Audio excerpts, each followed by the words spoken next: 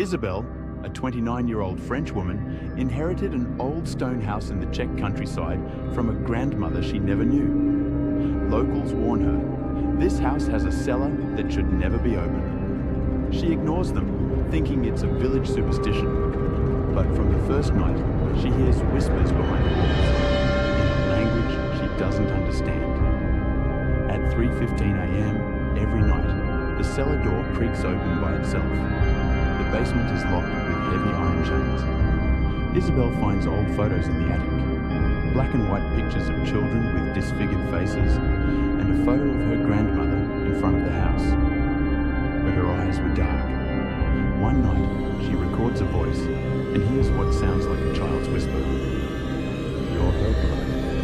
You opened the door." She wakes up to find muddy footprints the size of a child on the floor, leading from the basement to a bed. Isabelle meets a local priest who reveals the story.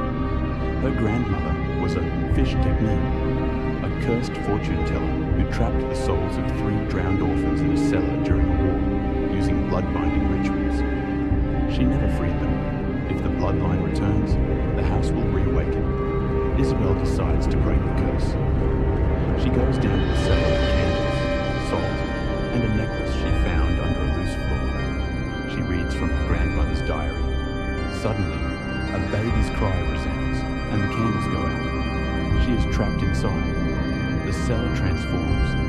The moss turns to flesh, and its stone walls pulsate like lungs. She sees 3 ghostly children, with pale skin and empty eyes, floating silently around her. One of them speaks in Czech. "You will not live. Your blood will nourish us now." She is dragged to the ground as the walls break. But as they try to possess her, she drops the locket, revealing it belonged to one of the children. They freeze. A tear falls from one of the ghost's eyes. The cellar shakes violently and collapses into silence. Isabelle woke up outside the house, muddy and bruised. The basement was gone. No trapdoor, no foundation. She drove into town, but no one remembered the house. It disappeared from the maps. The photos on her phone were just a black blur. Weeks later, she received an untitled message.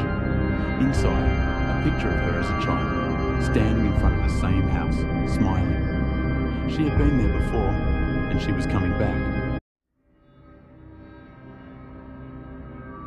Isabelle, a 29-year-old French woman, inherited an old stone house in the Czech country.